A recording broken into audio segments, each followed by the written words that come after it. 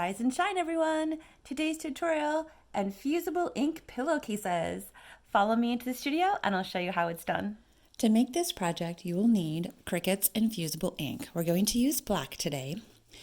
And microfiber pillowcases. This is the key, the microfiber pillowcases, because they are polyester and the Cricut Infusible Ink will work with them. I've worked with Infusible Ink a lot in the past, so I happen to know that for my machine, these are the settings that work for me. I made myself a little cheat sheet, and I recommend that you do the same thing.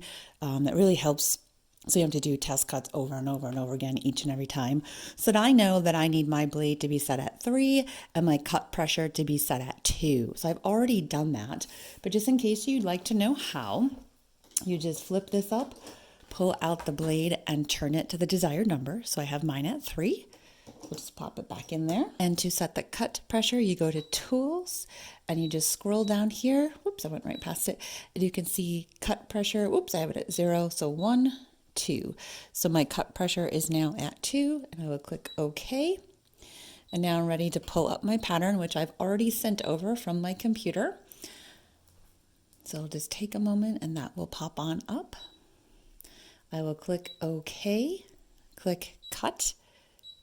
And now I'm ready to put the Infusible Ink on the mat and then load the mat into the machine. When you open the box of Infusible Ink, you get this. A light sealed plastic tube. The Infusible Ink is inside of here, so you'll have to open up this next. Now, as I mentioned, we are using black Infusible Ink. Fair warning, it does not look black when you take it out of here. It does look a little bit more brownish. Also in here, you'll see we have 2 pieces of butcher paper. Also in the package is a little note from Cricut saying, hey, before you start, make sure you know the directions. A little preservative pack, and a little sample of what they feel is the perfect material for the Infusible Ink. So you can just toss this aside, use it to clean your phone screen, whatever. We're not going to use this. Cricut does recommend that this is stored in that light, tight bag. So if you're only using one sheet, you can put the other sheet back in the bag, back in the box, and then just store it in a cabinet or something where light's not going to get to it. I've had mine stored for a couple of months and haven't seen any changes to the actual material itself. So it should be fine as long as you don't put it right in direct sunlight. So the next step is to put this on the mat. We're going to take apart the 2 pieces. And you can see that we have our black, which looks more brown side, and a shiny side that says Cricut Infusible Ink on the back. This side goes down, the color goes up. I should also mention that I've already mirrored my design as well, since this particular design has text in it. Anything you do, make sure you mirror it. So now I'm just going to put this onto here. Before I load this, I just wanted to point out that this is kind of, hopefully you can hear that, thicker. It's more to me like a cardstock material versus a vinyl. So it does feel different. And you'll see when we go to weed it, we're going to weed it differently as well. We're not going to use weeding tools with this. It just shreds it to bits. So now I'm going to load my mat into the machine and hit cut. To load the mat, you just gently slide it in between these 2 guides and hit this button right here. And that's going to load the mat in. Now that it's all in, I'm just going to press the start stop button and it'll start to cut my design. When it's done cutting, it'll say finished cutting. Just press OK, and then you'll press this button again to unload your mat. Before I remove this from the mat, I just want to show you that it does look as if it ripped. It did not rip. Do not worry. That is fine if it looks like that. So that's just how the cut lines look with the Infusible Ink. And so I did make this design quite big. It does take up the whole sheet, but if you had a design that was smaller than that, like I said, you could just cut the extra and save it. So I'm just going to peel this off. And next up will be weeding. To properly weed this, I'm just going to use my fingers.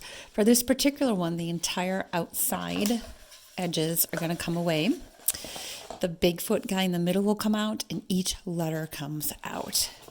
So I'm just going to get it started to kind of show you. Push back on it. It will make a little crackling sound. That's okay. And I'm just going to tear away the parts that I don't want. Just like so. And then you'll see you'll be left with the clear transfer sheet. So I'm just going to keep bending. You see I kind of missed a little piece here, so I'm just going to literally fold it back and pop that piece out. So I'm going to keep doing that for this entire thing. I've gotten to the top. I just kind of want to show you how it's very much like working with cardstock, in my opinion. It's kind of thick and loud, but that's okay. We're just going to keep on going slowly, section by section, peeling out all of the little pieces. See, I missed a little piece there, so we'll just bend it and pop them out.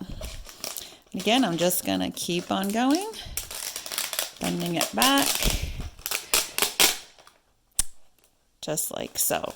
The trick now is that the bottom is starting to curl up. I just want to make sure it doesn't stick to itself, so kind of keep that in mind as you're weeding.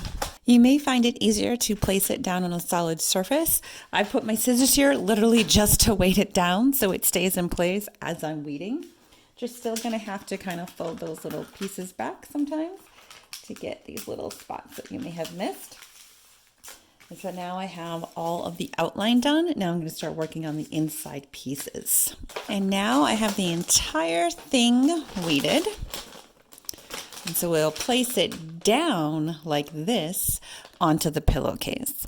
So now we're going to put this aside and prep the pillowcase.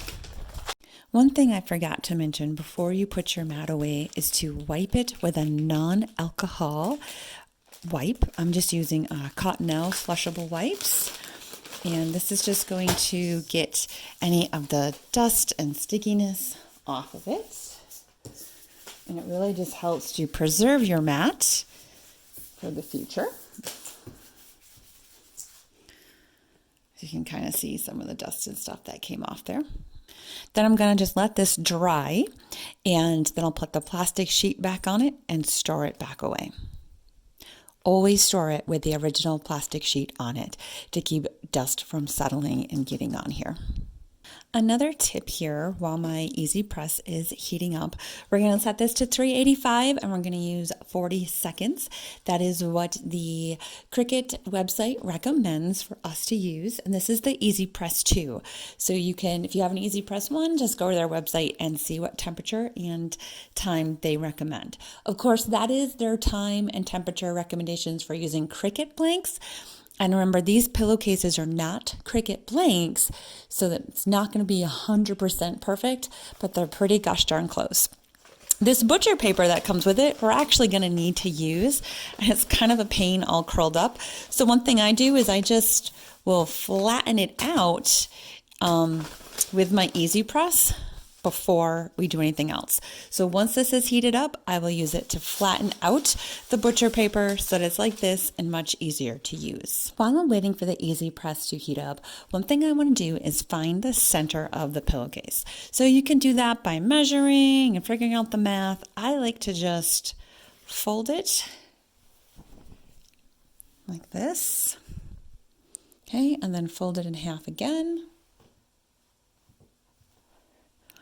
And then my center is going to be right here. And so I'll pinch it and kind of unfold it. And I know that's going to be my center, and I'll mark it. I generally mark it with a little piece of painter's tape or some chalk.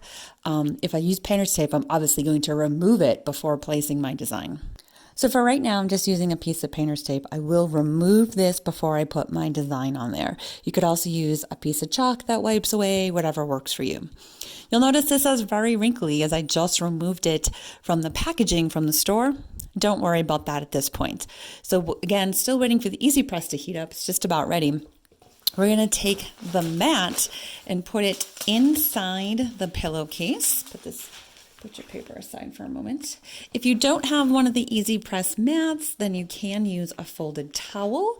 Full disclosure, I have not tried that, so I do not know if it will affect the overall outcome of the design. All right, so now my mat is inside the pillowcase. One other thing we're gonna do is take this piece of butcher paper and also put it in here on top of that mat, just in case any of the ink bleeds through the pillowcase. It'll get onto the butcher paper and not onto my mat. My Easy Press is heated up and ready to go. So what we're going to do now is take that and put it on here, kind of preheating the pillowcase, and at the same time it's going to eliminate those wrinkles, which means I do have to remove my painter's tape at this point, but I have a pretty good eye on where the middle is.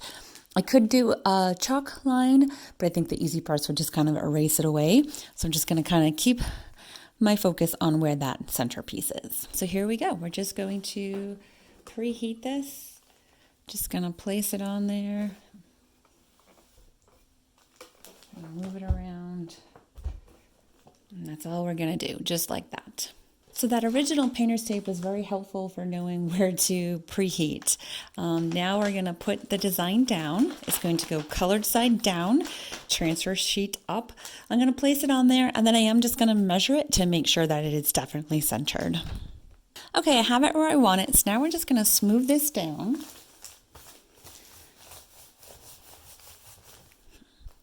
Couple more things before we actually press this in place. We are going to use this tape here. This tape is heat proof, it will not melt. And we're going to tape this in place just to make sure that nothing moves while it's being heated up. If this moves, the ink can kind of smudge. I think they call it ghosting, so we don't want it to move. As you can see, I've used quite a lot of this heat-proof tape. The reason being is that I'm pretty sure this design is going to be too big for my Easy Press, so I'm going to have to do it in 2 sections, which Cricut does not recommend. They recommend that you just put it down and you never move it. So because I know I'm going to have to move it, I have used extra tape to really secure it in place, and I'm going to be super careful when moving my heat press. I don't want this to slide. I don't want to get any ghosting. If I do, that's on me. I made the design bigger than my heat press. If this is your first project, I recommend that you definitely be sure that your design is small enough that your heat press fits on top of it so you can heat it in one setting, if you will, without having to move the heat press. Now I have it all taped down. The final thing before we actually press it is to cover it with the butcher paper.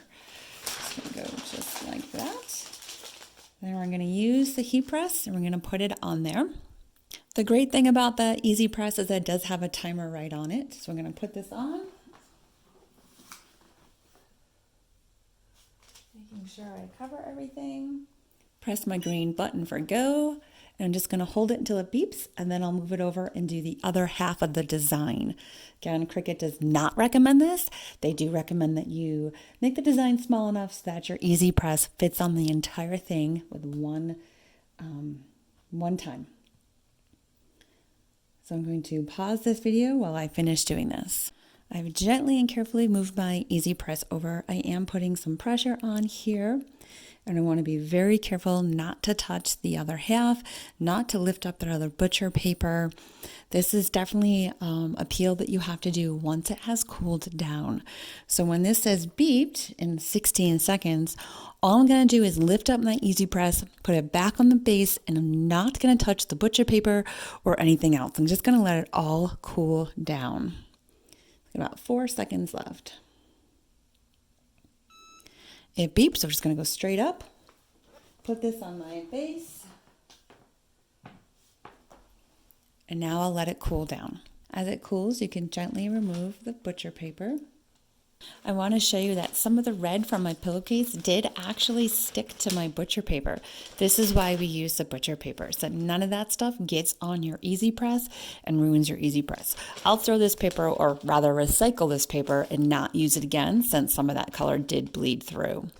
And I'm still waiting for this to be 100% cool before I peel it off. I do want to show you, and hopefully you can see this, how while it's cooling, it looks like the paper has lifted. It's supposed to look like that. I can kind of see right in there really well. That's what it's supposed to do. You can still feel the heat rising from this. So you can see the paper has lifted from the ink. That's what it's supposed to do, so no worries. It's not like vinyl. My first time I used it, I thought it didn't stick. Because if your heat transfer vinyl does that, it didn't stick. But this is what the infusible ink is supposed to do. It's supposed to lift like that. So we're just going to let it completely cool. If I tried to peel off this plastic transfer sheet now, any ink that might still be kind of wet on that paper could bleed and smudge, and we don't want that. Now that this has completely cooled, we're going to remove the tape and the transfer sheet all at once.